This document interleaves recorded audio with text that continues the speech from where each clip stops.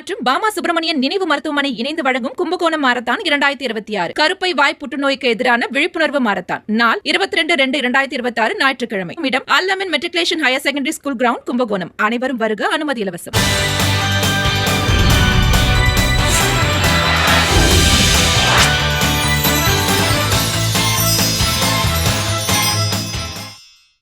அனைவருக்கும் வணக்கம். நான் doctor MS Ushanandhini, Siddha physician, lotus women care hospital, இந்தியாவின் முதல் பெண்களுக்கான PCOS சித்த மருத்துவமனை, சாய்பாபா காலனி, கோயம்புத்தூர், KK நகர், சென்னை.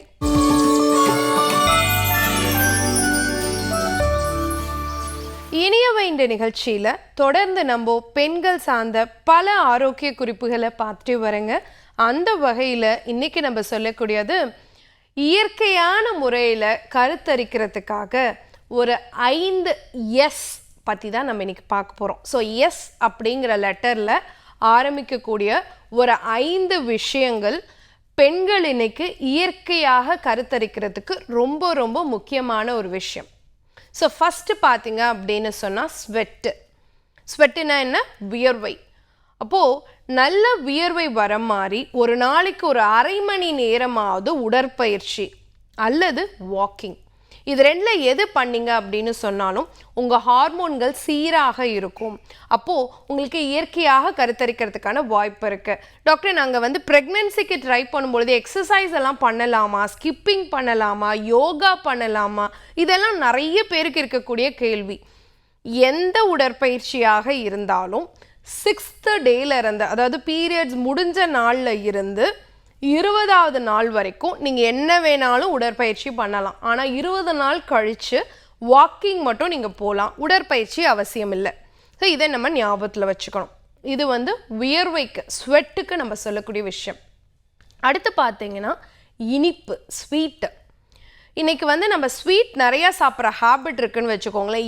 ஏன் ஹார்மோனல் இம்பேலன்ஸ் இருக்குது பேஷண்ட், எங்களுக்கெல்லாம் சர்க்கரை வியாதி கிடையாது, ஆனால் ஏன் டாக்டர் ஸ்வீட் சாப்பிட வேணாம்னு சொல்கிறாங்க? ஏன்னா நிறைய பிள்ளைங்க இன்றைக்கி 18 வயசு 20 வயசுலலாம் வரும்பொழுது, இல்லைம்மா நீங்கள் ஸ்வீட் சாப்பிடக்கூடாது, சாக்லேட் சாப்பிடக்கூடாதுன்னு சொல்லும் பொழுது, டாக்டர் எதுக்கு டாக்டர் சாப்பிடக்கூடாது, அதெல்லாம் எங்களால் கண்ட்ரோலே பண்ண முடியாது, சாக்லேட் இல்லாமல் ஒரு நாள் பொழுது கூட எனக்கு ஓடாதுன்னு சொல்கிற நிறைய பெண் பிள்ளைகளை நான் பார்க்குறேன். அப்போது அவங்கக்கிட்ட நான் சொல்கிற விஷயம் என்னென்னா, ஏன் ஸ்வீட் சாப்பிடக்கூடாதுன்னா, நீங்கள் ஸ்வீட் சாப்பிடும் பொழுது உங்களுடைய குடல் ஆரோக்கியம் சீர்கேடு அடையும். ஏன்னா அந்த குடலில் இருக்க கெட்ட பாக்டீரியா இருக்குது பார்த்தீங்களா, அதுக்கு ரொம்ப பிடித்த உணவு ஸ்வீட்டு தான். அப்போ நீங்கள் நிறையா ஸ்வீட் சாப்பிடுவீங்க அப்படின்னு வச்சுக்கோங்களேன், கண்டிப்பாக அந்த கெட்ட பாக்டீரியாவுக்கு நீங்களே நிறைய ஃபுட்டு கொடுத்துட்றீங்க. அப்போ கண்டிப்பாக அது என்ன பண்ணும், அதுதான் உற்பத்தி ஆகும். அப்போ கட் ஹெல்த்து ஸ்பாயில் ஆகிடும். அப்போ என்ன ஆகும், நீங்கள் சாப்பிட்ட உணவு சீராக செரிமானம் ஆகாது.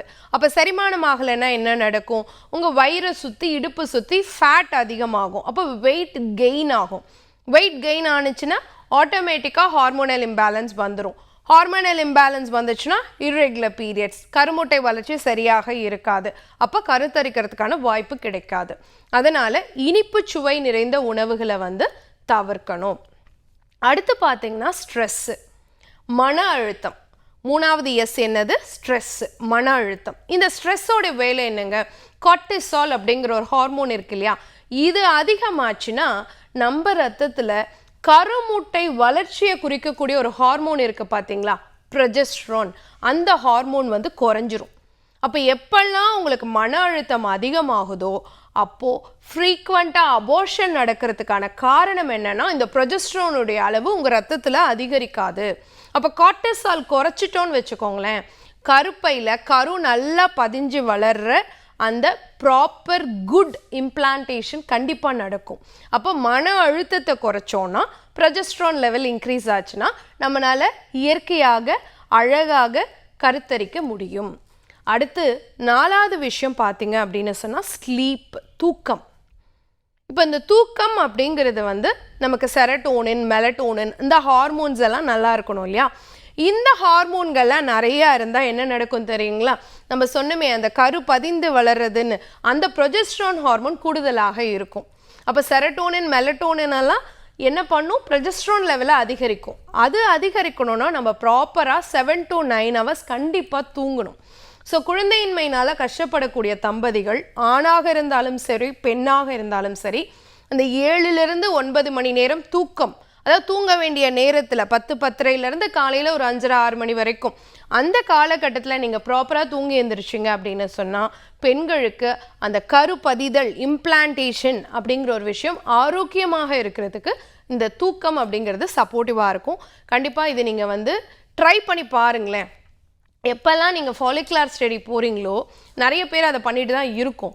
ஆனால் தூக்கத்தை கெடுத்துக்கிட்டு போய் பண்ணிகிட்டு இருக்கோம். அப்படி இல்லை, நீங்கள் ஒரு 2 months 3 months நல்லா தூங்கிட்டு உங்களுடைய கருமுட்டை வளர்ச்சி எப்படி இருக்குன்னு பார்த்தீங்கன்னா உங்களுக்கே அது ஆச்சரியப்படக்கூடிய விஷயத்தில் இருக்கும். அவ்வளோ சீராக இருக்கும் உங்களுடைய கருமுட்டை வளர்ச்சி.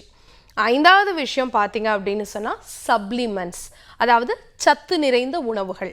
அது உணவாகவே இருக்கலாம். நீங்கள் என்னென்னலாம் சேர்த்துக்கணும், இரும்பு சத்து நிறைந்த உணவுகள் நிறையா சேர்த்துக்கணும். அத்திப்பழம் சேர்த்துக்கலாம், கீரை வகைகள் நிறையா சேர்த்துக்கலாம். அசைவ உணவாக இருக்கும் பட்சத்தில் ஆட்டு ஈரல், மீன் இந்த மாதிரி சேர்த்துக்கலாம். அடுத்து பார்த்தோம் அப்படின்னு சொன்னால் ஃபோலிக் அமிலம் நிறைந்த உணவுகள், நிறைய பழங்கள் சேர்த்துக்கோங்க. மாதுளை, ஆப்பிள், பெரிய நெல்லிக்காய் இதெல்லாம் சேர்த்துக்கலாம். இதெல்லாம் உங்களுக்கு ஃபோலிக் அமிலத்தை அதிகரிக்கக்கூடியதாக இருக்கும். அடுத்து பார்த்தீங்கன்னா வைட்டமின் டி சத்து. வீட்டில் எப்பயுமே ரிஃபைண்ட் ஆயில் யூஸ் பண்ணுறோம், சன்ஃப்ளவர் ஆயில் அப்படி இப்படி சொல்கிறோன்னா அதெல்லாம் எடுத்து வச்சுட்டு ப்ராப்பராக செக்கில் ஆட்டின எண்ணெய் வகைகளை யூஸ் பண்ணுங்கள். அது உங்கள் வைட்டமின் டி சத்தை அதிகரிக்கிறதுக்கு சப்போர்ட்டிவாக இருக்கும். குறிப்பாக நிறைய போட்டு ஃப்ரை பண்ணது அதில் யூஸ் ஆகாது, இந்த வைட்டமின் டி நமக்கு கிடைக்காது. நீங்கள் பொடியில் விட்டு சாப்பிட்றீங்க அல்லது சாதத்தில் போட்டு சாப்பிட்றீங்க அப்படிங்கும் பொழுது உங்களுக்கு அது வைட்டமின் டி இன்க்ரீஸ் ஆகிறதுக்கு சப்போர்ட்டிவாக இருக்கும். நாட்டுக்கோழி முட்டை அந்த மாதிரி எடுத்துக்கலாம், நாட்டு மாட்டு பால் அந்த மாதிரி எடுத்துக்கலாம். குறிப்பாக பி காம்ப்ளெக்ஸ் ஏதாவது பச்சை காய்கறிகள், கீரைகள் டெய்லி நம்ம எடுக்கும் பொழுது நமக்கு கிடைச்சிரும். அதே மாதிரி ஜிங்க்கு, மெக்னீஷியம், மேங்கனீஸ் இந்த மாதிரி சத்து நிறைந்த உணவுகள், கோஎன்சைம், Q10 இதெல்லாம் நமக்கு தேவை. அதையெல்லாம் நமக்கு நட்ஸ் அண்ட் சீட்ஸ்லேருந்து கிடைக்கும். பாதாம், வால்நட், பூசணி, வெள்ளரி, சூரியகாந்தி விதைகள் இதிலெல்லாம் நமக்கு கிடைக்கும். ஸோ இந்த மாதிரி சத்து நிறைந்த உணவுகளை அன்றாடம் நம்ம எடுத்துக்கிறோமா அப்படின்னு பார்க்கணும். ஸோ அப்போது இயற்கையாக கருத்தரிக்கணும் அப்படின்னு நினைக்கக்கூடியவங்க இப்போ நான் சொன்ன இந்த 5 எஸ்ஸை ஞாபகம் வச்சுக்கணும். 1, உங்களுடைய எக்ஸசைஸ், ஸ்வெட் கரெக்டாக இருக்கணும். வேர்வை அதிகமாக வரக்கூடிய உடற்பயிற்சிகளை செய்யணும். ப்ராப்பராக தூங்கணும். மன அழுத்தம் இல்லாமல் இருக்கணும். இனிப்பு சுவை இருக்கக்கூடிய உணவுகளை குறைச்சிக்கணும். கடைசியாக பார்த்தீங்கன்னா தேவையான ஊட்டச்சத்து, சத்து நிறைந்த உணவுகள், குறிப்பாக சப்ளிமெண்ட்ஸ் எந்த மாதிரி எடுத்துக்கலாம், உணவுலேயே நீங்கள் எப்படி எடுத்துக்கலாம், இது எல்லாத்தையும் கவனத்தில் வச்சு ஃபாலோ பண்ணிங்கன்னா கண்டிப்பாக ஒவ்வொரு ஆணும் சரி பெண்ணும் சரி அவங்க இயற்கையாக கருத்தரிக்கிறதுக்கு அது ரொம்ப சப்போர்ட்டிவாக இருக்கும். பயன்படுத்தி பாருங்கள். இதே மாதிரி இன்னொரு ஆரோக்கிய குறிப்போடு நான் உங்களை சந்திக்கிறேன். இயற்கையோடு இணைவோம், ஆரோக்கியமாக இருப்போம், ஆனந்தமாக வாழ்வோம். நன்றி, வணக்கம்.